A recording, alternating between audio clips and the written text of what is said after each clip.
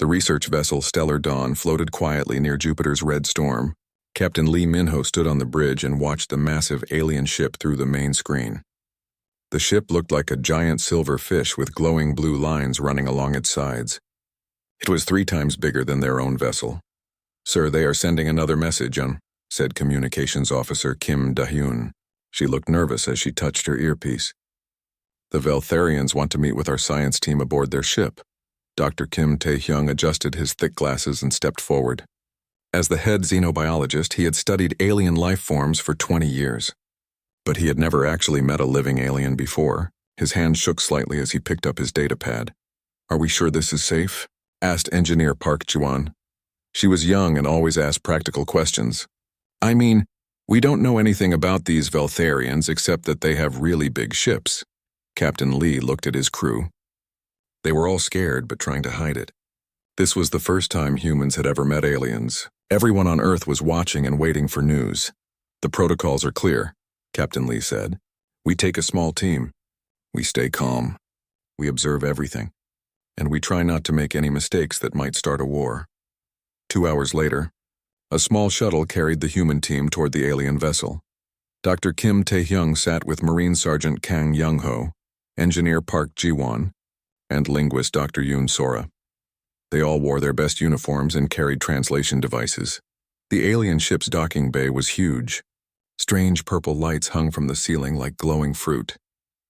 The air smelled like flowers mixed with metal. When the humans stepped out of their shuttle, they saw their first Veltharian. Captain Kexatal was tall and thin with gray skin that looked like tree bark.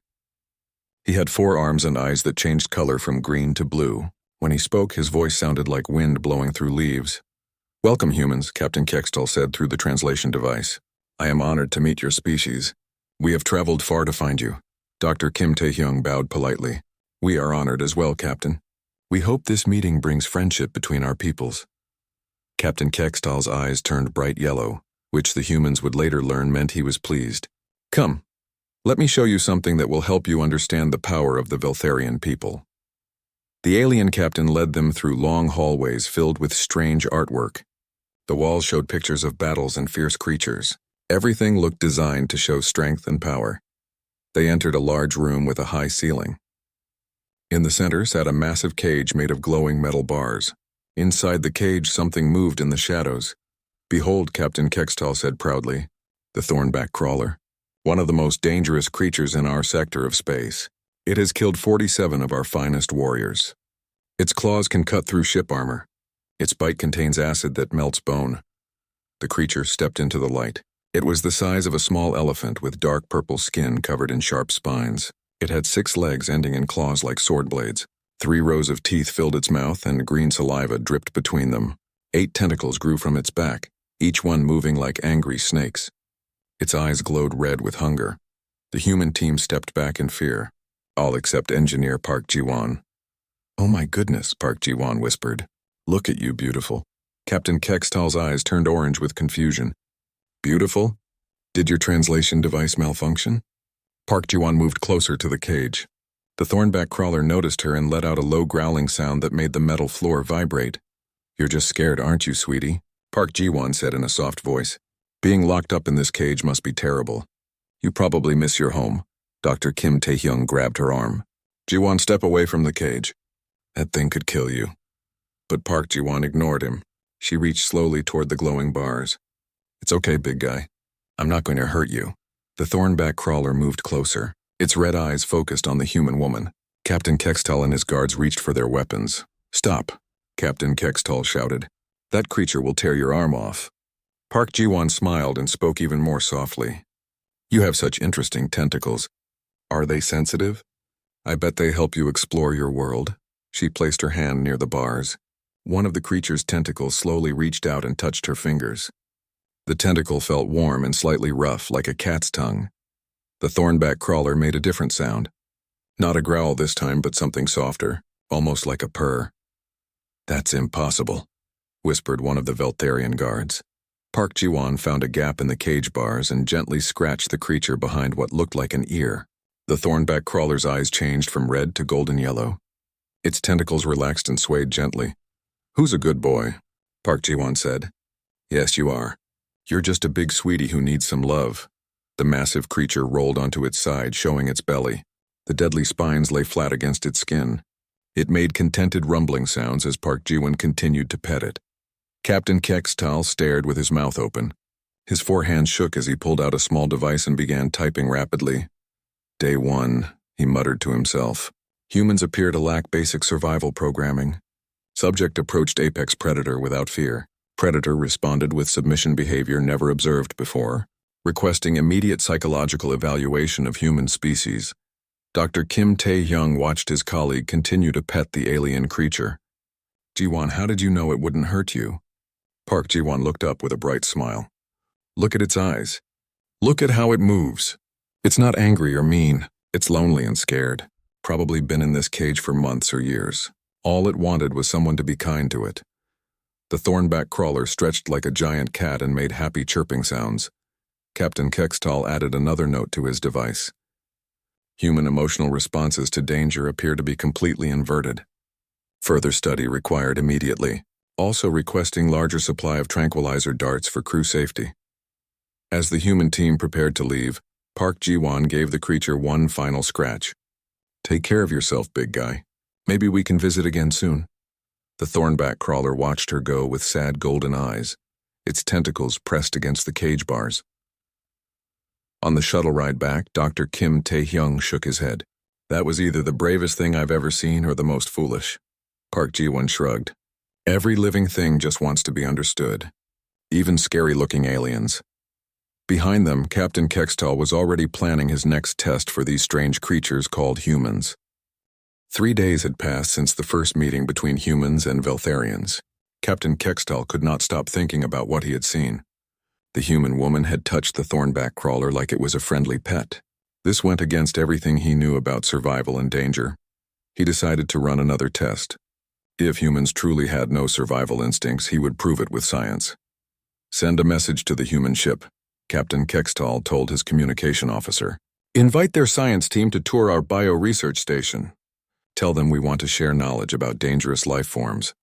The bio-research station was located in Sector 7, 3 hours away by shuttle. It was the most secure facility in Veltharian space. They kept the deadliest creatures from 12 different star systems there. Even trained Veltharian soldiers were afraid to work at the station. Captain Kextal smiled as he sent the invitation. Surely when humans saw truly terrifying predators, they would finally show proper fear. The next morning, Dr. Kim Tae-hyung led a team of human scientists to the research station. Marine biologist Dr. Lee Min-hyuk came along, excited to see alien ocean life. Botanist Dr. Choi Yuna wanted to study alien plants. Engineer Park Ji-won came too, still curious about meeting more alien creatures. The research station looked like a giant metal cube floating in space. Red warning lights flashed around its edges. Signs in multiple languages warned visitors about extreme danger. Welcome to Research Station Omega, said Director Vexnor, a tall Veltharian with silver skin. This facility houses the most dangerous specimens in known space. We study them to better understand the nature of predatory behavior. He led the human team through multiple security checkpoints.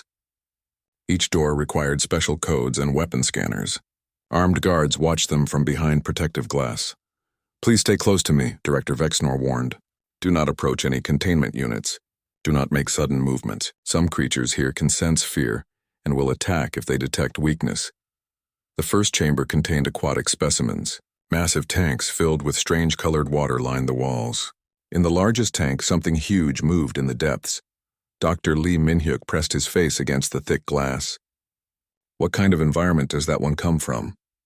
That is a void leviathan, Director Vexnor said proudly. It comes from the deep oceans of Kepler 442b. It grows to over 50 meters in length. Those crystalline teeth can bite through starship hulls. It has destroyed 3 research submarines. As if hearing its name, the creature swam closer to the glass. It looked like a whale crossed with a shark, but covered in armor-like scales that sparkled like diamonds. Its mouth was full of crystal teeth that glowed with their own light. 6 fins helped it move through the water with deadly grace. Oh, wow, Dr. Lee Min-hyuk whispered. It's magnificent. The void leviathan came right up to the glass where the human stood. Its massive eye, bigger than a dinner plate, focused on Dr. Lee Min-hyuk. Step back slowly, Director Vexnor said in a worried voice. When they stare like that, it usually means they are preparing to attack. Instead of stepping back, Dr. Lee Min-hyuk placed his hand on the glass. Hello there, beautiful. You look lonely in that tank. This can't be big enough for someone your size. The void leviathan tilted its head, studying the human. Then it did something that made Director Vexnor drop his datapad. The creature rolled upside down and floated gently against the glass, its white belly showing. It's asking for belly rubs, Dr. Lee Min-hyuk said with excitement. Just like dolphins back on Earth. Impossible, Director Vexnor stammered. Void leviathans don't show submission to anyone. They are apex predators. Dr. Lee Min-hyuk found the tank's maintenance hatch. Before anyone could stop him, he opened it and reached into the water. The void leviathan swam over and gently nudged his hand with its massive head. The water's perfect temperature, Dr. Lee Min-hyuk said. But you need more space to swim, don't you, big guy? The creature made soft clicking sounds and rubbed against the human's hand like an enormous underwater cat. Captain Kextal, who had been watching through security cameras, quickly typed another note. Day 5. Human approached 50-meter predator without hesitation. Creature displayed unprecedented, peaceful behavior, beginning to question our understanding of predatory nature. In the next chamber, Dr. Choi Yuna discovered the botanical specimens. The room was filled with plants from across the galaxy, each one more dangerous than the last. This is our pride and joy, Director Vexnor said, pointing to a massive plant in the center of the room, the Titan snapdragon from the jungle world of Proxima Centauri C. It can swallow a full-grown Veltharian whole. The digestive acids inside its stomach can dissolve metal. The plant stood 15 feet tall with a trunk like a tree and a flower head the size of a small room. The petals were deep red with black spots, and they opened and closed like a hungry mouth. Thick vines covered in thorns grew from its base. Dr. Choi Yuna walked closer, completely ignoring the warning barriers. Poor thing. Look at those brown edges on the leaves. You're not getting the right nutrients, are you? The plant's huge flower head turned toward her and opened wide, showing rows of sharp teeth inside. Stay back, Director Vexnor shouted. It's preparing to feed. But Dr. Choi Yuna knelt down and examined the soil around the plant's base. This soil is all wrong. Too much acid, not enough nitrogen. No wonder you're hungry all the time. You're starving for proper nutrition. She pulled out a small testing kit from her bag and began taking soil samples. The Titan snapdragon watched her curiously. Its huge flower head lowered until it was just inches from the human woman. You're not really a carnivore, are you? Dr. Choi Yuna said softly. You eat animals because the soil here can't give you what you need. On your homeworld, you probably just eat sunlight and minerals. She reached into her sample bag and pulled out a small packet of earth plant fertilizer. Try this. It's got all the nutrients a growing plant needs. Dr. Choi Yuna sprinkled the fertilizer around the plant's roots. Within minutes, the Titan snapdragon began to change. Its leaves turned from brown to bright green. Small flower buds appeared along its vines. The huge carnivorous flower head slowly closed and was replaced by dozens of small, beautiful purple flowers. The plant's vines, no longer covered in threatening thorns, reached out and gently wrapped around Dr. Choi Yuna's arm like a friendly handshake. There you go, she said, patting one of the vines. Much better, isn't it? Director Vexnor stared in shock. The Titan snapdragon had killed 6 researchers over the past year. Now it was producing flowers and behaving like a garden plant. Captain Kextal added more notes to his growing file. Day 5 continued. Humans appear to understand creature behavior better than trained xenobiologists. Subject identified plant malnutrition that our scientists missed for 2 years, requesting review of all containment procedures. As the tour continued, Engineer Park Ji-won found herself in the mechanical specimens section. Here the Veltharians kept creatures that were part biological and part machine. This is our most dangerous specimen, said Research Assistant Coltax, a cyberhound from the Warworlds. It was built as a weapon. Its body is part living tissue and part military hardware. It has killed 12 handlers. The creature looked like a large dog, but with metal plates covering half its body. One eye was organic and brown. The other was a glowing red scanner. Its legs ended in claws made of sharpened metal, and small weapons were built into its shoulders. When it saw the humans, the cyberhound began growling and pacing in its reinforced cage. Warning lights flashed as its weapon systems activated. Park Ji-won studied the creature carefully. It's in pain, she said suddenly. What? Research Assistant Coltax asked. Look how it walks.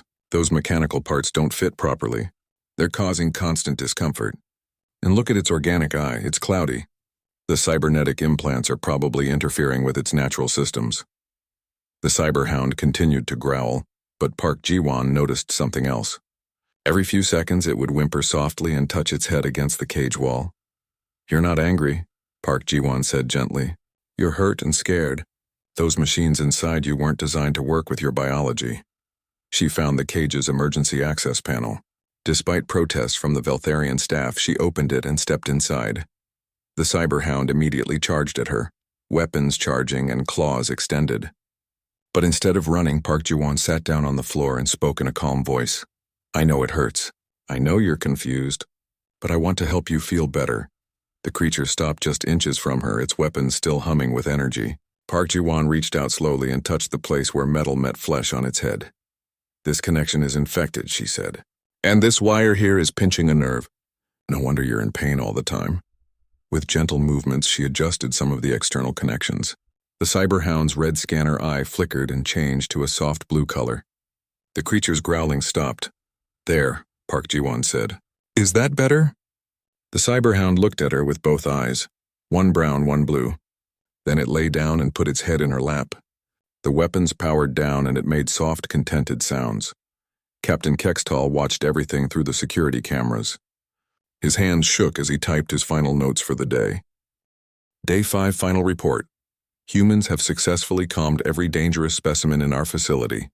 They show no fear and seem to understand creature psychology better than our trained staff. Requesting immediate meeting with Veltharian High Command. Also requesting larger medical staff for humans who insist on petting apex predators. As the human team prepared to leave the research station, each of the once dangerous creatures watched them go with sad, gentle eyes. The Void Leviathan pressed against its tank glass. The Titan Snapdragoon's flower head drooped sadly. The cyberhound whined softly from its cage.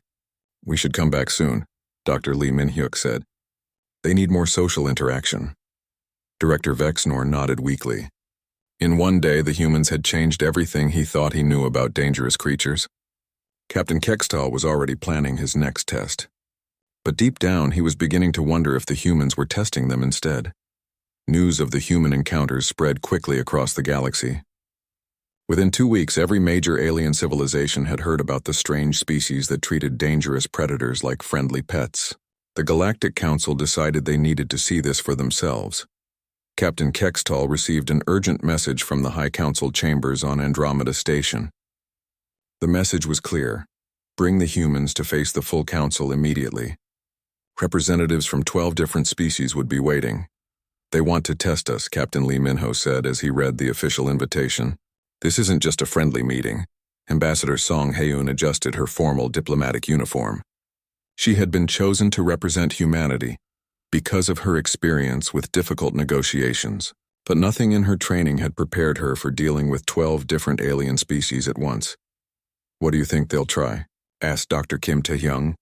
Intimidation, Ambassador Song replied. They want to see if we're really as fearless as the reports say, or if we're just foolishly brave. The human delegation traveled to Andromeda Station in their fastest ship. The station was enormous, built like a massive wheel spinning slowly in space. Each section belonged to a different alien civilization. The central hub housed the council chambers.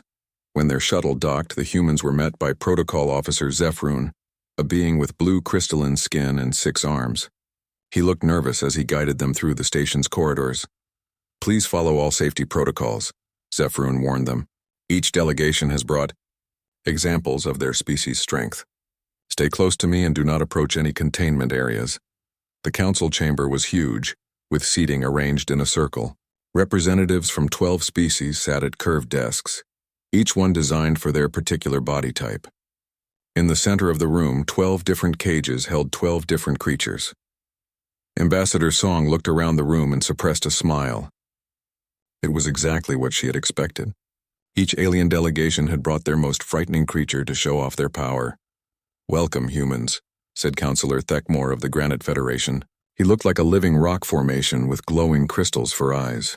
We have gathered to better understand your species' capabilities.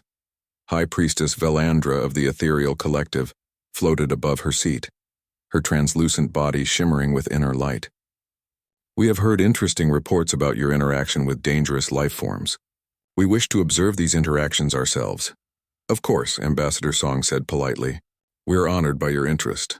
Supreme General Raxiron of the Iron Hegemony stood up. He was covered in black armor and spoke in a voice like grinding metal. Each delegation has brought a specimen to demonstrate the natural order of predator and prey.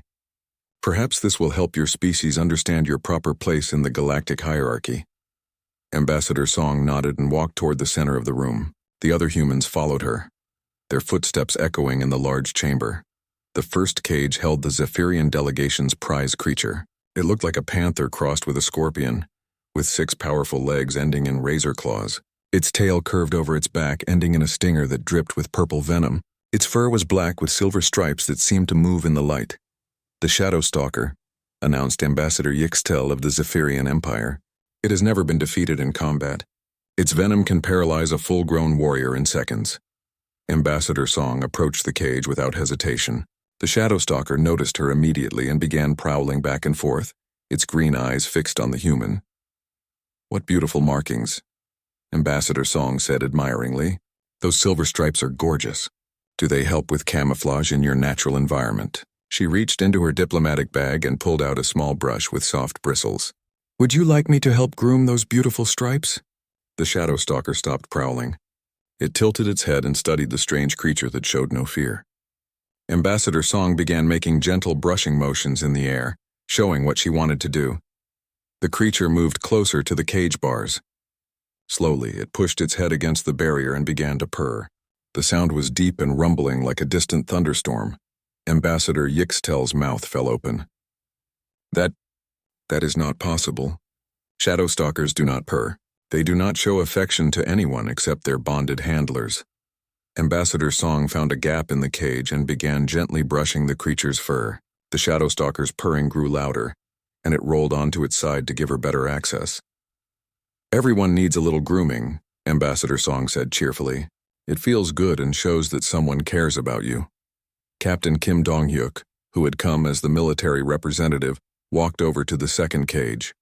Inside was the crystalline collective specimen, a creature that looked like a living pile of sharp rocks. It was the size of a small building and had been known to crush entire spaceships. The Stone Crusher, said Counselor Thekmore proudly. It is carved from the living rock of our homeworld. Its body can withstand plasma cannons. It has destroyed 17 enemy vessels. The Stone Crusher noticed Captain Kim and began moving toward him. Each step made the floor shake. Its crystalline eyes glowed with orange light as it studied the small organic creature. Captain Kim smiled and waved. Hello there, big guy. You're pretty impressive, but you look like you could use some company. He sat down cross-legged in front of the cage. The Stone Crusher came closer, its massive head lowering to get a better look at the human. You're not really angry, are you? Captain Kim said gently. You're just lonely. It must be hard being made of rock when everyone else is soft and squishy. The Stone Crusher made a sound like wind blowing through a mountain cave. It was a sad, lonely sound. Captain Kim reached through the bars and placed his hand on the creature's rocky surface. There you go. Sometimes everyone needs a friend. The Stone Crusher's eyes changed from orange to a soft blue color. It gently pressed against the human's hand, careful not to hurt the fragile organic being. Counselor Thekmore stared in shock. The Stone Crusher had been their most prized warrior for 50 years. It had never shown gentleness to anyone. In the corner of the room, Captain Kextal was frantically taking notes. Other alien observers were doing the same thing. Communications Officer Kim Da-yoon discovered the Void Collective's contribution, a pack of 6 creatures that looked like mechanical wolves. They had been designed as hunter-killers, programmed to track and eliminate targets across entire star systems. The Death Pack, announced War Leader Mordex. They have never failed to complete a mission. Their loyalty is absolute and their bite can tear through battle armor. The 6 mechanical wolves noticed Kim Da-hyun and began circling their cage like sharks. Red scanner eyes tracked her every movement. Their metal claws scraped against the floor as they moved. Instead of being frightened, Kim Da-yoon sat down and began humming a gentle Korean lullaby. The melody was soft and soothing, something her grandmother had sung to her as a child. The mechanical wolves stopped circling. Their red eyes flickered, and their heads tilted as they listened to the strange sounds. Kim Da-yoon continued humming, adding words in Korean. The song was about children playing in meadows filled with flowers. It spoke of safety and peace and love. One by one, the mechanical wolves sat down. Their red eyes dimmed to a soft amber color. The largest wolf, obviously the pack leader, moved closer to the bars and lowered its head. Kim Da-hyun reached through and gently scratched behind its mechanical ears. The wolf made a sound like a contented sigh, something its programming had never included. Soon all 6 wolves were lying down, listening to the human's lullaby with peaceful amber eyes. War leader Mordex checked his control device 3 times. According to his readings, the death pack was functioning normally. But they had never acted like this before. Dr. Lee Min-hyuk found himself drawn to an aquatic specimen from the Abyssal Confederation. It was a creature from the deepest ocean trenches, something that lived in complete darkness and hunted by sensing fear. "The terror of the deep," said Admiral Glicksmith. "It feeds on the terror of its prey. The more afraid a victim becomes, the stronger the creature grows."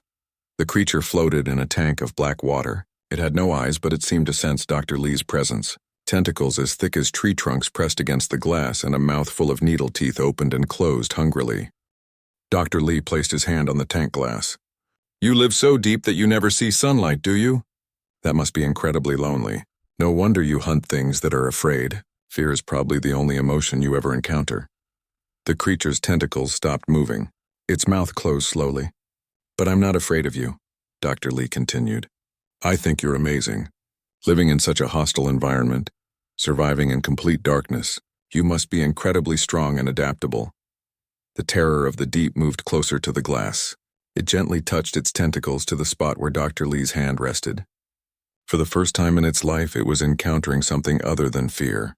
Admiral Glicksmith watched in amazement as his most feared predator acted like a gentle sea creature seeking affection. Engineer Park Ji-won found herself facing the most unusual specimen of all. The Quantum Confederation had brought a creature that existed partially in another dimension. It looked like a shifting cloud of stars and darkness, constantly changing shape. "The Phase Hunter," explained scientist Zixara. "It exists between dimensions. It can appear anywhere without warning. It has eliminated targets that were hidden in the most secure locations in the galaxy." The Phase Hunter flickered in and out of visible existence. Sometimes it looked like a giant insect, sometimes like a flowing liquid, sometimes like pure energy. Park Ji-won studied the creature with an engineer's eye. "You're stuck between dimensions, aren't you? That must be exhausting. Never fully existing in one place or another." The Phase Hunter solidified slightly, taking on a more stable form. It resembled a large butterfly made of starlight. "You're beautiful," Park Ji-won said softly. "But you need an anchor point to stabilize your dimensional phase, something to help you exist fully in our reality." She pulled out a small crystal from her toolkit, a quantum stabilizer used in their ship's engines. "Try this. It might help you maintain phase coherence." Park Ji-won placed the crystal near the containment field. The Phase Hunter reached out with what might have been a hand made of light and touched the crystal. Immediately, the creature became fully solid and visible. Its form stabilized into something resembling a graceful humanoid figure, with wings made of stars. The Phase Hunter looked at its own solid hands with wonder. For the first time in its existence, it was fully present in one dimension. Scientist Zixara checked her instruments frantically. The readings made no sense. The Phase Hunter had been seeking dimensional stability for centuries, and this simple human had provided it in minutes. As the demonstration continued, each alien delegation watched their most fearsome creatures turn into gentle, affectionate beings under human care. The council chamber filled with the sounds of purring, contented sighs, and peaceful rumbles.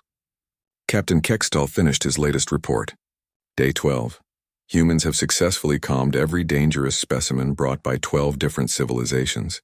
Each creature displayed unprecedented peaceful behavior. Several ambassadors are now requesting human-animal behavior consultants for their homeworlds. Ambassador Song looked around the room at the peaceful creatures and their amazed handlers. "I think we've made our point. Humans don't see monsters when we look at these beings. We see individuals who need understanding and compassion." High Priestess Velandra floated down from her seat. "Your species has shown us something we had forgotten. Perhaps the galaxy would be more peaceful if we all learned to see as you see." Supreme General Raxiron removed his helmet. revealing a face that looked almost human. "Your demonstration has been educational. The Iron Hegemony would like to discuss a cultural exchange program." As the formal meeting ended, the alien representatives gathered around the humans, asking questions about animal behavior and care techniques. The creatures in their cages watched hopefully, many of them making small sounds to get the humans' attention. Ambassador Song smiled as she watched her team members giving impromptu lessons on creature care to fascinated alien diplomats. This wasn't how she had expected the meeting to go, but it was turning out much better than any formal negotiation could have been. Captain Kextall added one final note to his report, beginning to suspect that humans are not lacking survival instincts. Instead, they may possess a form of intelligence that we do not yet understand.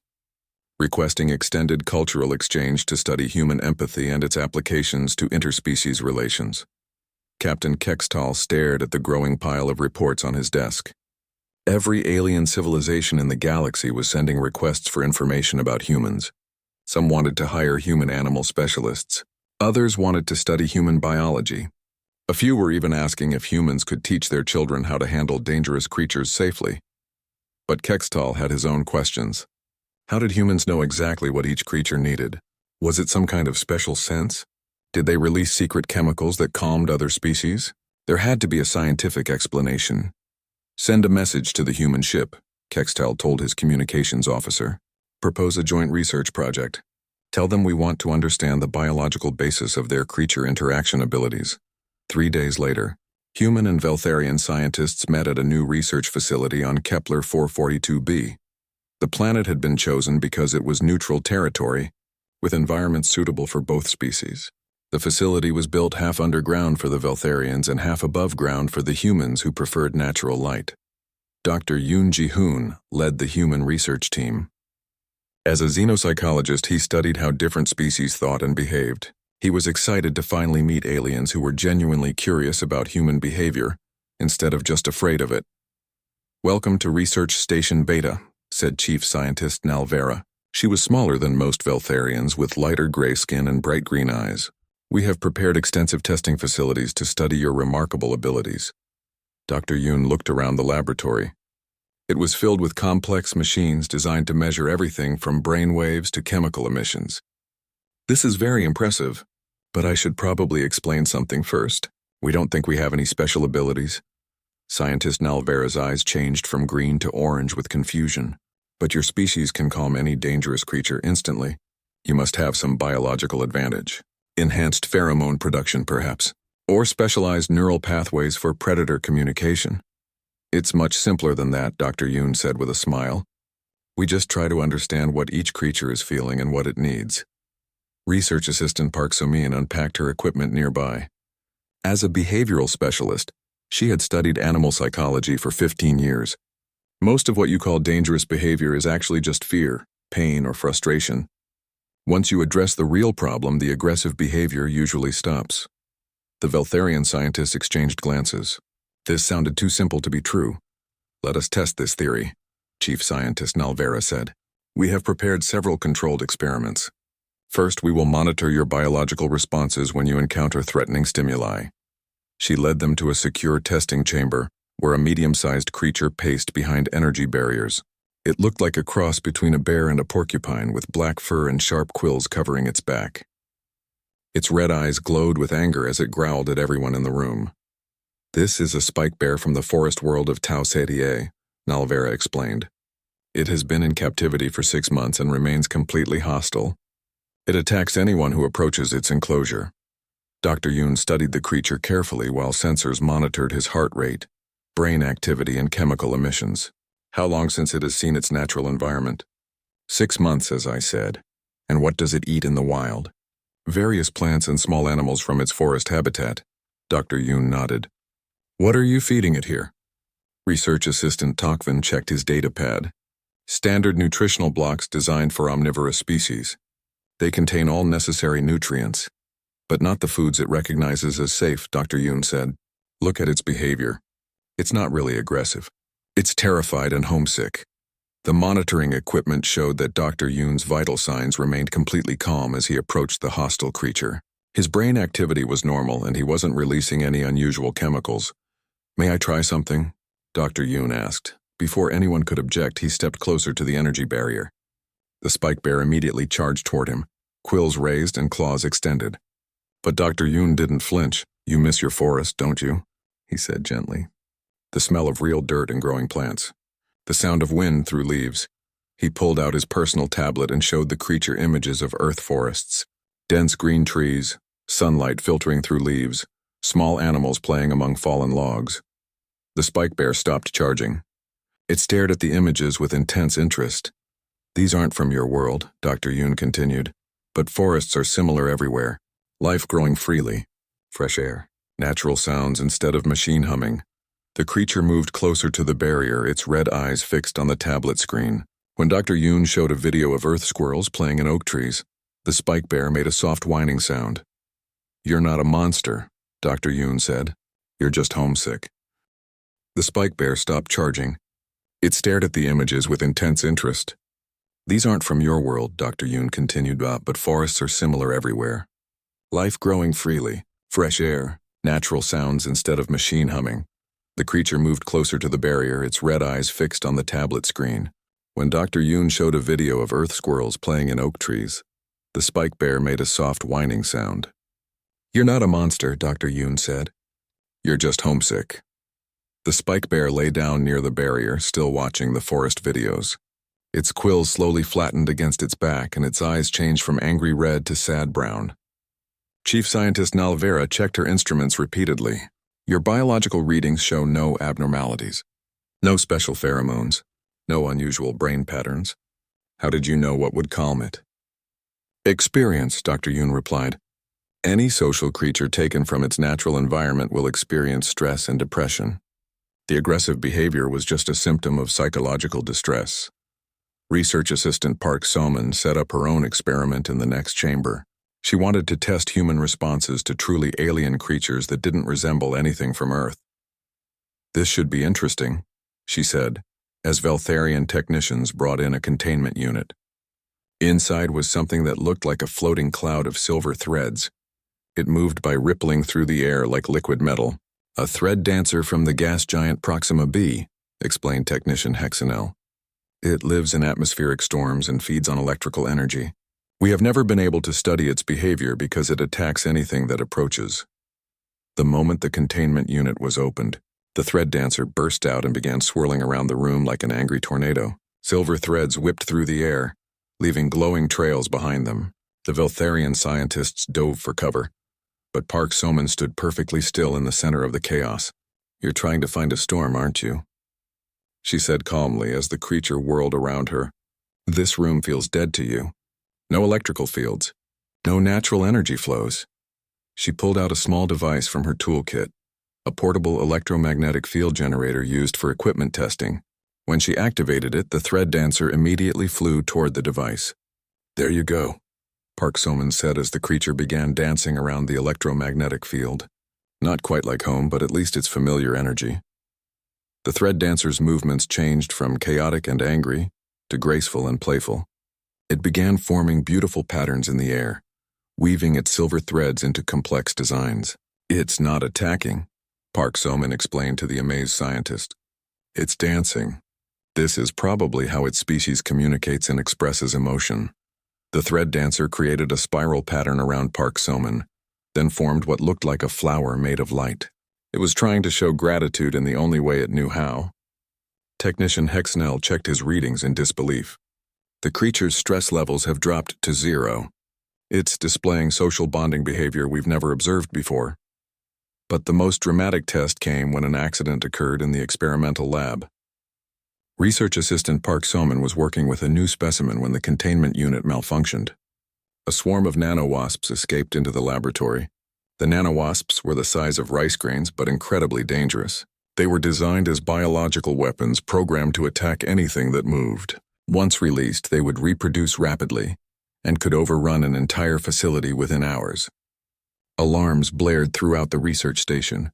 Emergency protocols activated automatically, sealing all exits. Veltharian staff grabbed weapons and prepared for a fight they probably couldn't win. But Park So-min just stood in the middle of the swarming insects and began making soft shushing sounds. Shh, shh, she said gently. It's okay, little ones. You're scared and confused. This isn't your home either. The nano-wasps buzzed angrily around her, but something in her voice made them hesitate. Instead of attacking, they began to hover uncertainly. You were made to be weapons, Park So-min continued. But you don't want to hurt anyone, do you? You just want to belong somewhere safe. She held out her hand, palm up. One nano-wasp landed on her finger. Then another. Soon the entire swarm was settling on her arms and shoulders like friendly butterflies. Look at their little antenna movements, she said to the stunned scientists. They're trying to communicate. They're asking what they're supposed to do. The nano-wasps began organizing themselves into patterns on Park So-min's arms. First they formed a question mark shape, then a heart. They were trying to express their confusion and their desire for acceptance. You don't have to be weapons, Park So-min told them. You can choose to be something else. Something better. The swarm lifted off her arms and began flying in coordinated formations around the room. But instead of attack patterns, they formed beautiful shapes. Flowers, spirals, even what looked like tiny dancing figures. Chief Scientist Nalvera lowered her emergency weapon and stared. Those nano-wasps were programmed for destruction. They shouldn't be capable of artistic expression.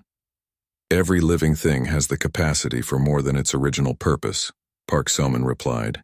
Even artificial life wants to grow and become something meaningful. The nano-wasps settled into a corner of the lab where they began building something that looked like a tiny city out of available materials. They had chosen to become builders instead of destroyers. Dr. Yoon Ji-hoon watched the entire incident with calm interest, while sensors continued monitoring his responses. This is what we've been trying to explain, he said. It's not about special biology. It's about recognizing that every creature, no matter how it was created or what it looks like, has individual needs and desires. But how do you know what those needs are? Chief Scientist Nalvera asked. We listen, Dr. Yoon replied simply. Not just to sounds, but to behavior. Every action is communication. Aggression usually means fear or pain. Destructiveness often means frustration or loneliness. Once you understand what a creature is really trying to say, you can figure out how to help. Research Assistant Park So-min nodded in agreement. On Earth, we learned long ago that the most dangerous animals are often just the most misunderstood. Bears aren't naturally aggressive toward humans. Sharks don't hunt people for food. Wolves don't attack without reason. Fear and misinformation create most of the problems. The Veltharian scientists spent the rest of the day reviewing their data. Every test confirmed the same result. Humans had no special biological abilities, no enhanced senses, no secret chemicals. Their success with dangerous creatures came from something much more remarkable: the ability to see past fear and recognize the individual personality in every living being. Captain Keckstel arrived at the research station that evening to review the findings. He read through page after page of test results, all reaching the same conclusion. So, he said finally, humans are not superhuman. They are simply human. Chief Scientist Nalvera nodded. Their ability to calm dangerous creatures comes from empathy, understanding, and experience. They approach each situation without preconceptions and respond to what they observe, rather than what they expect. And this works with any species? According to our tests, yes.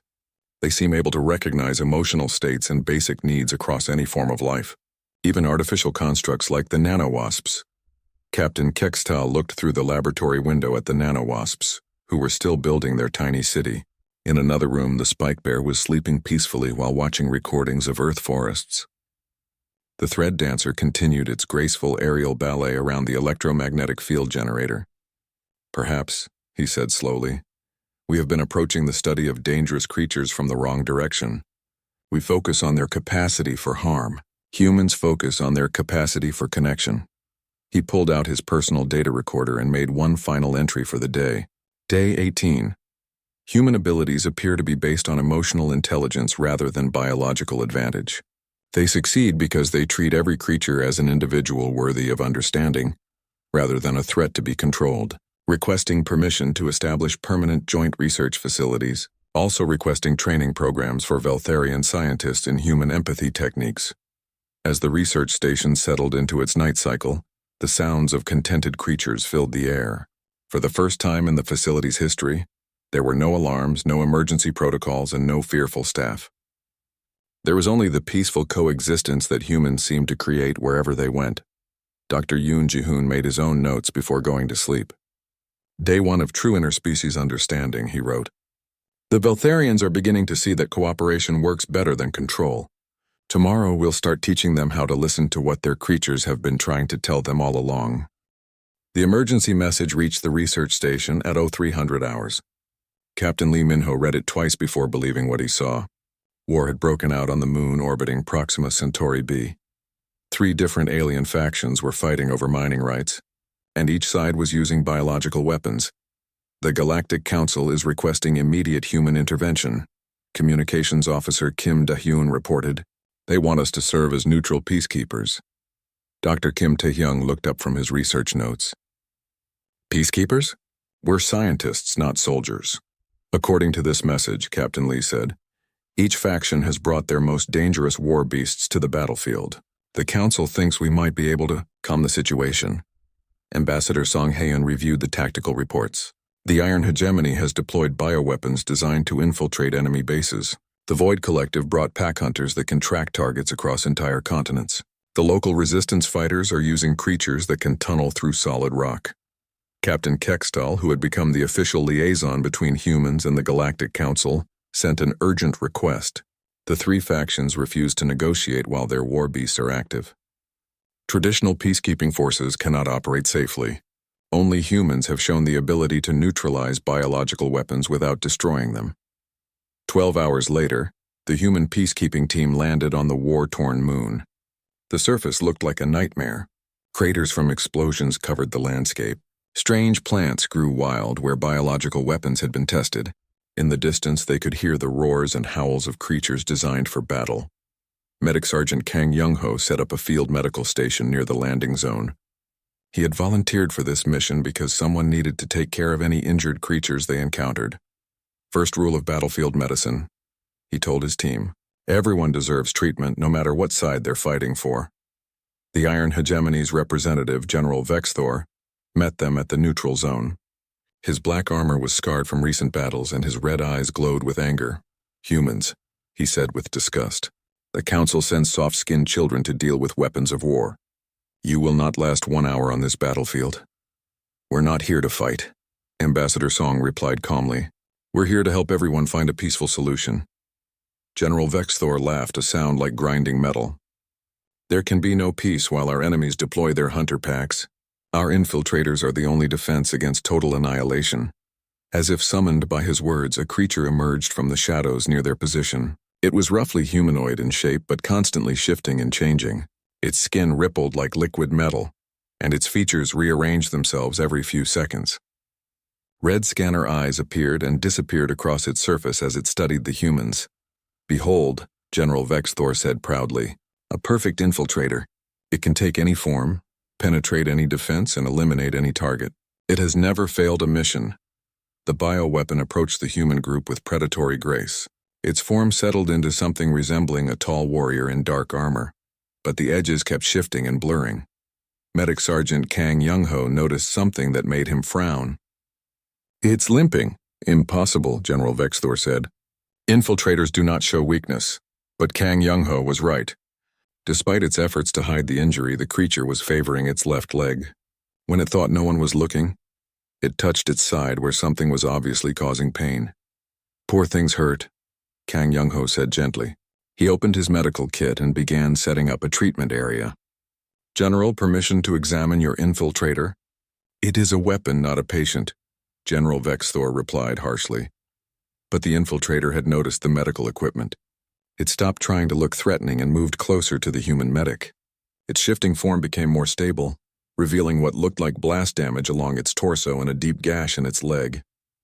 You've been fighting for a long time, haven't you? Kang Young-ho said softly. Taking damage and just pushing through because that's what you were programmed to do. The infiltrator's scanner eyes focused on the human's face. For a moment, its features stopped shifting entirely.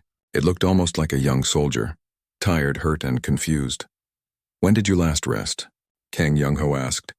When did anyone check if you were okay? The creature made a sound like a computer trying to process conflicting information. Its programming said to eliminate targets, but this target was offering help instead of fighting. Kang Young-ho began cleaning the creature's wounds with gentle movements. There you go. These cuts are infected. No wonder you're in pain. As he worked, the infiltrator began to change. Its metallic skin became softer and more natural-looking. Its constantly shifting features settled into the appearance of a young humanoid with large, curious eyes. Much better, Kang Young-ho said as he bandaged the wounds. You're not really a weapon, are you? You're just a scared kid who's been forced to fight. The infiltrator looked at its reflection in a piece of medical equipment. For the first time in its existence, it saw itself as something other than a tool of war. It looked like a person. General Vexthor stared in shock as his perfect weapon sat quietly, while a human medic treated its injuries. This is not possible. Infiltrators do not have individual personalities. Every living thing has a personality, Kang Young-ho replied. It's just that most people don't take the time to look for it. The infiltrator gently touched the human's hand in what was clearly a gesture of gratitude. Then it did something that made General Vexthor drop his weapon. It reverted to what appeared to be its natural form, a small deer-like creature with soft brown fur and gentle eyes. That's who you really are, Kang Young-ho said with a smile. Beautiful. On the other side of the battlefield, Communications Officer Oh Sulgi encountered the Void Collective's hunter pack. 6 massive wolf-like creatures with cybernetic implants prowled through the ruins of an abandoned mining facility. Their pack leader was the size of a small vehicle, with metal claws and glowing red eyes. War leader Zexnath of the Void Collective warned her to stay back. The pack has been hunting for 72 hours without rest. They are in full berserker mode. Nothing can calm them now. But Osilgi noticed something else. The pack wasn't hunting randomly. They were moving in protective formations around their smallest member, a young wolf who was obviously exhausted and struggling to keep up. They're not berserkers, she said quietly. They're a family trying to protect their youngest. She sat down on a piece of rubble and began humming a Korean lullaby. The melody was soft and soothing, something her grandmother had taught her about taking care of children. The pack leader heard the strange sound and stopped prowling. Its head tilted as it listened to the unfamiliar but peaceful music. Osulgi began singing the words softly. The song told a story about young animals playing safely in meadows while their parents watched over them. It spoke of rest and safety and family love. One by one, the pack members stopped their aggressive patrolling. Their glowing red eyes dimmed to amber as they listened to the human song. The smallest wolf, exhausted from trying to keep up with the adults, lay down and closed its eyes. The pack leader immediately moved to shelter the youngster with its body. Oh Silgi continued singing as she slowly approached the pack. Instead of seeing a threat, they saw someone who understood their need to protect their family. Soon all 6 wolves were lying in a protective circle around their youngest member. The pack leader had its massive head in Osulgi's lap, making contented rumbling sounds as she sang. Impossible, war leader Zexnath whispered. The pack has never shown submission to anyone outside their own species. They're not submitting, Osulgi explained. They're accepting me as someone safe to be around, someone who won't hurt their child. The third faction presented an entirely different challenge. The local resistance fighters had been driven underground by the war. They used creatures that could tunnel through solid rock, creating a network of hidden bases and escape routes. Engineer Park Ji-won found herself face-to-face with one of these tunnel borers when it emerged from the ground near her position. The creature was enormous, like a cross between a mole and a dragon. Its powerful claws could dig through granite, and its armored hide could deflect energy weapons. Resistance leader Kolwen warned everyone to stay back. The deep digger is territorial. It attacks anything that threatens its tunnels. But Park Ji-won studied the creature with an engineer's eye. It's not being territorial. It's trying to repair damage to its tunnel system. The deep digger was indeed working frantically to shore up a collapsed tunnel entrance. Its claws moved with precision as it tried to rebuild the structural supports. The bombing damaged your tunnels, didn't it? Park Ji-won said sympathetically. You're trying to fix them so your people can stay safe underground. She examined the tunnel structure and pulled out her engineering tools. I can help with that. See this stress point here? If we reinforce it properly, the whole section will be more stable. The deep digger paused in its work and watched as the human began calculating load-bearing requirements. When Park Ji-won started placing support beams in exactly the right positions, the creature made an approving rumble. Working together, human and alien rebuilt the damaged tunnel system in half the time it would have taken either one working alone. The deep digger showed Park Ji-won hidden passages and structural techniques that had been developed over centuries of underground living. Amazing, she said as she studied the tunnel network. This isn't just digging. This is architecture. Art. You've created an entire underground city. The deep digger led her deeper into the tunnel system to show off the most beautiful chambers, underground gardens where bioluminescent plants provided light, meeting halls carved from single pieces of stone, living areas designed for families with young children. You're not just fighters, Park Ji-won realized. You're a civilization. You're protecting your culture, your way of life. When she emerged from the tunnels hours later, Park Ji-won carried detailed plans for a peaceful mining operation that would work around the underground city instead of destroying it. Resistance leader Cole Wen stared at the plans in amazement. You understand. The tunnels are not just hiding places. They are our heritage. By the end of the day, the 3 human peacekeepers had completely changed the nature of the conflict. The Iron Hegemony's infiltrator had chosen to become a healer instead of a weapon. The Void Collective's Hunter Pack had declared the humans to be protected family members. The resistance fighters had found someone who respected their underground civilization. Captain Kextall arrived with a full diplomatic team to find all 3 faction leaders sitting around a campfire with the human peacekeepers. Their war beasts were playing together like pets at a family gathering. How? He asked Ambassador Song Hoon. We listened to what each creature was really trying to protect, she replied. The infiltrator wanted to belong somewhere safe. The pack wanted to care for their family. The tunnel borers wanted to preserve their culture. Once we understood their real needs, we could help them find ways to meet those needs without fighting.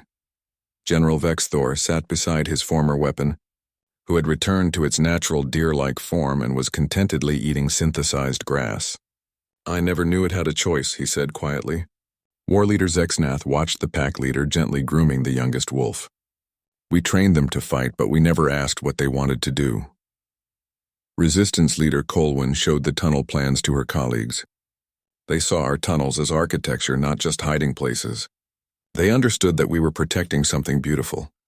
Ambassador Song looked around at the peaceful scene. Former enemies were sharing food and stories while their creatures rested together in the warm evening air.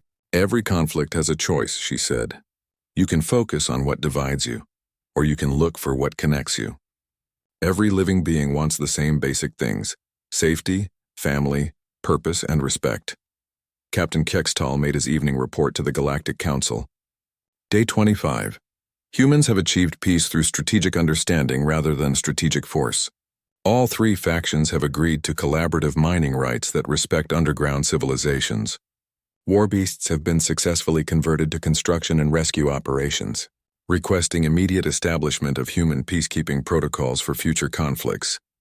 As night fell on the moon, the sounds of war were replaced by something unprecedented: the peaceful conversation of former enemies planning a shared future.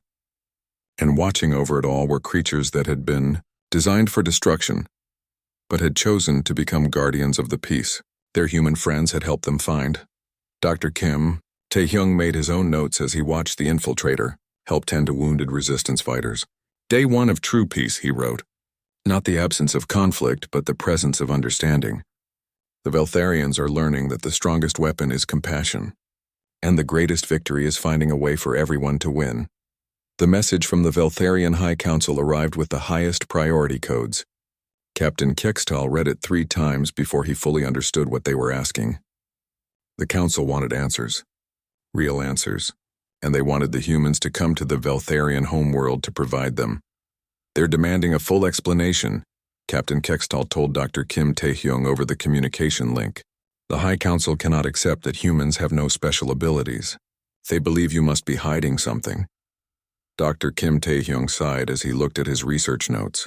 After weeks of study, the answer was still the same. Humans succeeded with dangerous creatures through empathy and understanding, not biology or technology. What exactly do they want us to prove? He asked. Everything, Captain Kextall replied. They want to see you interact with our most sacred creatures, the ancient guardians that have protected our civilization for 1,000 years. If humans can affect them, then perhaps the council will finally believe your explanations. 3 days later, the human delegation arrived at Zethmora, the capital city of the Veltharian homeworld. The planet was beautiful but strangely quiet. Massive stone buildings rose from purple plains under a violet sky, but something felt wrong. There was too much silence, too much fear in the air. Captain Kextal met them at the spaceport with an escort of heavily armed guards. "Welcome to our homeworld," he said formally. "Please stay close to your escorts at all times. The Guardians have been restless lately." As they traveled through the city, Dr. Kim Tae-hyung noticed something odd. All the buildings had thick walls and small windows. The streets were nearly empty, and the few Veltharians they saw moved quickly with their heads down.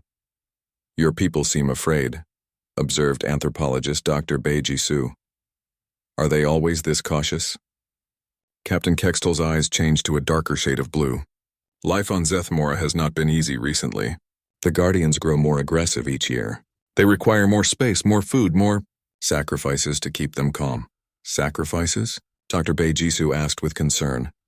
"Not of people," Captain Kextal said quickly, "but resources, food, territory. Each year we must give them more to prevent them from attacking the city." The High Council building was the largest structure in the city, surrounded by massive walls and defensive systems. But even here, the Veltharians moved with nervous energy. High Counselor Yaxtel greeted the human delegation in the main chamber. She was ancient even by Veltharian standards, with silver skin and eyes that glowed like stars. "Humans," she said in a voice like wind through caves, "you have caused much confusion throughout our galaxy. Our allies report that you can tame any creature no matter how dangerous. Our scientists claim you have no special abilities. We must know the truth. We've been completely honest," Ambassador Song Haeun replied.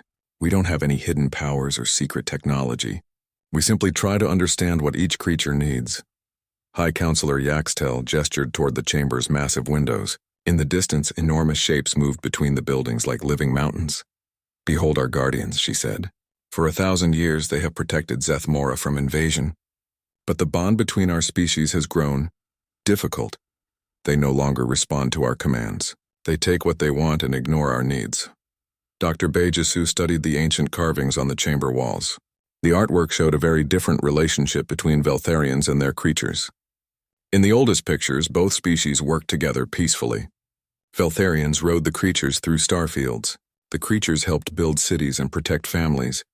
"These carvings are fascinating," she said. "They show your ancestors living in harmony with the Guardians." "What changed?" High Counselor Yaxtel's expression grew sad. "War, invasion, survival. Over the centuries we modified the Guardians to make them more effective weapons. Larger, stronger, more aggressive. We forgot that they were once our partners. You turned your friends into weapons," Dr. Bae Ji-soo said quietly. "No wonder they're unhappy." The High Council decided to test the humans immediately. They arranged a meeting with the smallest Guardian.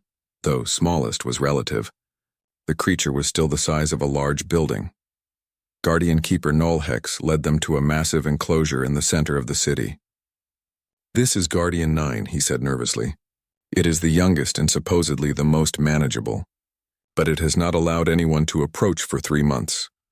The Guardian looked like a dragon crossed with a whale, with beautiful scales that shifted color in the light, but its eyes were filled with anger and loneliness. When it saw the approaching group, it roared and breathed a stream of plasma that melted a section of the enclosure wall. "Stay back," Guardian Keeper Nolhex shouted. "When they get this angry, they can level entire city blocks." But Engineer Nam Woo-jin was studying the creature with the eye of someone who understood machines and their problems. "It's not angry," he said. "It's in pain." "Impossible," Nolhex replied. "Guardians do not feel pain the way we do." Nam Woo-jin pointed to the creature's neck and back. "Look at those metal implants. They're cybernetic control systems, aren't they? Some of them are infected. Others are pressing against nerve clusters." He was right. The Guardian's beautiful scales were broken in several places where mechanical devices had been surgically implanted. Some of the implants sparked with electrical problems. Others leaked fluid that had caused infections. 6 months had passed since the humans first arrived at the Veltharian homeworld. The changes were remarkable. The city of Zethmora no longer echoed with roars of anger and fear. Instead, gentle songs filled the air as Guardians and Veltharians worked together to rebuild their ancient friendship. Dr. Kim Tae-hyung stood on the observation deck of the new research facility. watching human and Veltharian children play together in the Guardian Gardens below. Young Guardians, no longer burdened with combat modifications, played gentle games with youngsters from both species. "The Galactic Council wants a full report," Captain Kextal said as he joined the human scientist. "Every species in the galaxy is asking for copies of our research data." The Human-Veltharian Interspecies Harmony Program had become the most requested service in galactic space. Dozens of civilizations had discovered that their own dangerous creatures were simply misunderstood beings who needed compassion instead of control. "Look at that," Dr. Kim said, pointing to a young guardian who was carefully giving rides to a group of Veltharian children. 6 months ago, that same creature was classified as a Class 5 threat.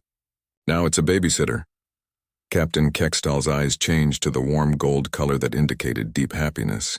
"My daughter rode a guardian to school yesterday," he said with wonder. "I had forgotten that such things were possible." The research facility had become a pilgrimage site for species from across the galaxy.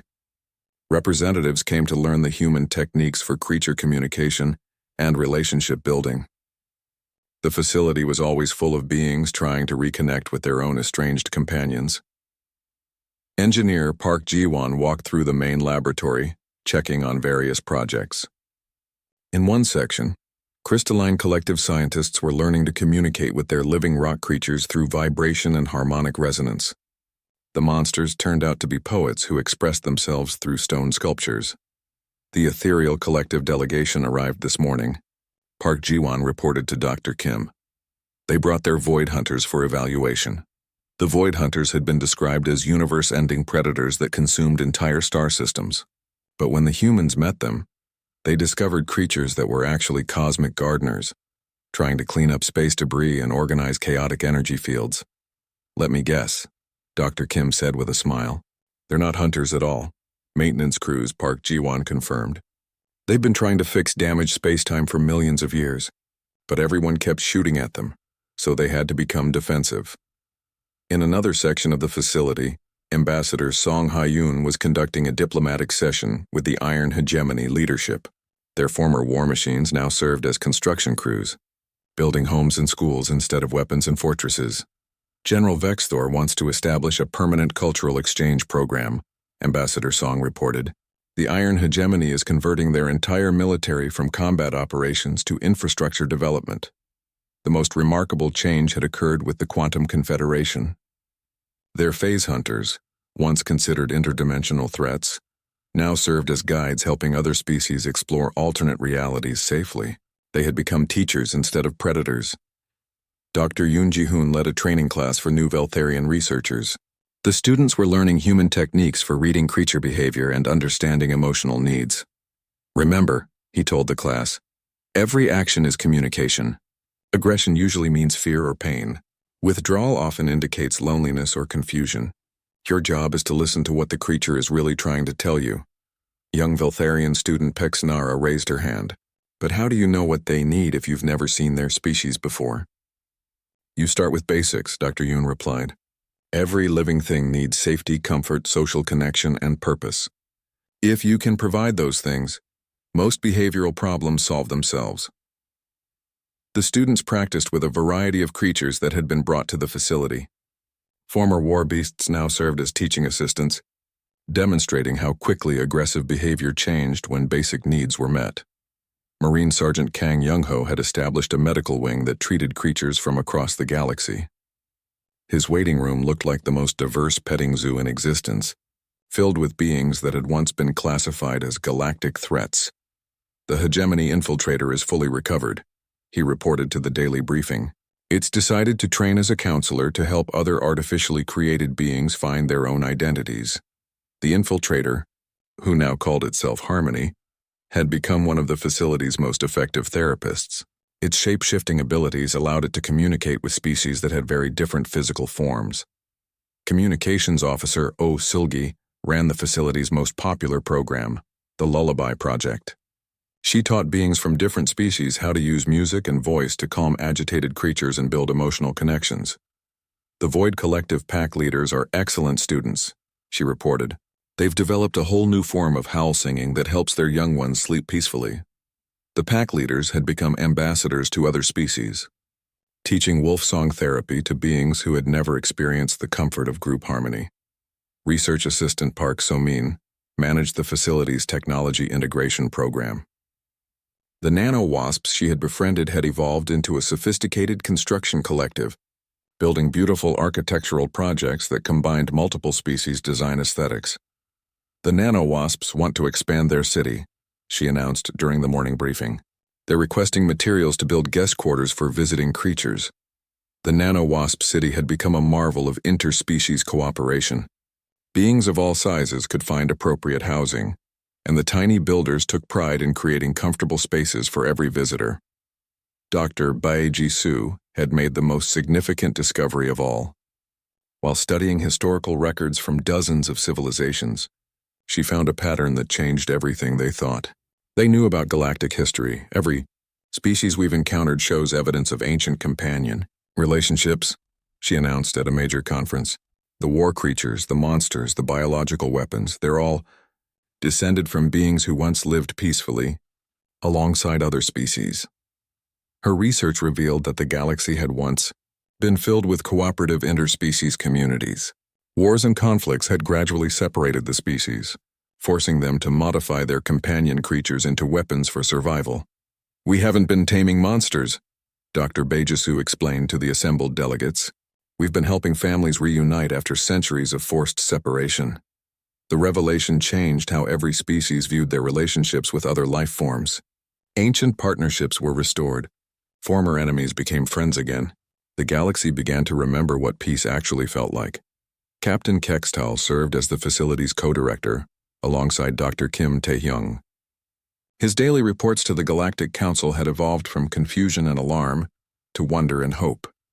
Day 180, he dictated to his personal log. The human approach to creature relations has exceeded every expectation. But more importantly, it has taught us something fundamental about ourselves. He paused to watch a group of young guardians playing with human children in the gardens below. The sight still amazed him after all these months. I now understand that what we mistook for human stupidity was actually wisdom, he continued. They see not what creatures are forced to become, but what they truly are beneath layers of fear and modification. Perhaps this is why humans are destined to unite the galaxy, he concluded. Not through conquest or superior technology, but through the simple recognition that every being, no matter how fearsome it appears, simply wants to be understood and loved. The facility's greatest success story was the Guardian Rehabilitation Program. The ancient creatures had been freed from their combat modifications and returned to their natural roles as protectors and companions. They now served as guides and teachers, sharing their vast wisdom with younger generations. The Great Guardian had become the facility's most beloved resident.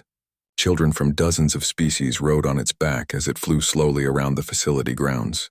Its ancient songs had been recorded and shared throughout the galaxy as healing. Music engineer Nam Woojin had developed a specialty in removing harmful modifications from creatures that had been altered for war. His workshop was always busy with beings seeking to return to their natural forms. Every modification tells a story, he explained to a group of visiting engineers. Usually a story about fear, desperation, and survival. Our job is to help these beings write new stories about choice, friendship, and peace. His latest project involved helping phase hunters stabilize their dimensional existence. Instead of being trapped between realities, they could now choose which dimension to visit and when to return home. The transformation of the galaxy's attitude toward dangerous creatures had unexpected benefits. Crime rates dropped as beings learned that aggressive behavior usually indicated unmet needs. Military spending decreased as former war creatures became construction and rescue workers. Interspecies cooperation increased as everyone discovered the joy of working with beings they had once feared. But perhaps the most important change was in how children grew up. Young beings from every species learned to see creatures as individuals with feelings and needs, not as threats to be controlled or eliminated. At the end of each day, the facility's residents and staff gathered in the main courtyard for the evening song. Hundreds of different voices joined together in harmony. Guardian songs, Feltharian chants, human lullabies, wolf howls, crystalline resonance, and many others. The song had no words that could be translated, but its meaning was universal. It spoke of acceptance, understanding, and the simple joy of being alive in a galaxy where every being could find their place. Ambassador Song Haeun made the final entry in the official mission log. Mission status complete. Objective: establish peaceful first contact with alien species. Result: exceeded all expectations. We came to the stars expecting to find aliens, she wrote. Instead, we found family we didn't know we had. The galaxy is not a collection of competing species fighting for dominance. It is a community of beings who forgot how to live together peacefully. The humans' role in this story was not to conquer or control. It was to remember and to help others remember what we all once knew: that diversity is strength, cooperation is survival, and love is the most powerful force in the universe. As night fell over the facility, the sounds of contentment filled the air. Former predators slept peacefully beside former prey. Ancient enemies had become trusted friends. And throughout the galaxy, beings who had spent centuries fearing each other began to dream of the peaceful future they could build together. The story of humanity's first contact with alien life had become the story of how an entire galaxy learned to see with hearts instead of fear. And in research stations and communities across the stars, humans and aliens worked side by side, proving every day that the greatest adventure was not exploring space, but exploring the infinite capacity for understanding that existed within every living being. Dr. Kim Tae-hyung made his final personal note as he watched the stars appear in the alien sky above. Today we proved that intelligence without compassion is useless, but compassion with understanding can transform worlds. Tomorrow we help the galaxy write the next chapter of its story, a chapter about beings who chose love over fear, cooperation over competition, and friendship over conquest. The universe is vast and full of wonders, he concluded, but the greatest wonder of all is that in all this cosmic space we found each other.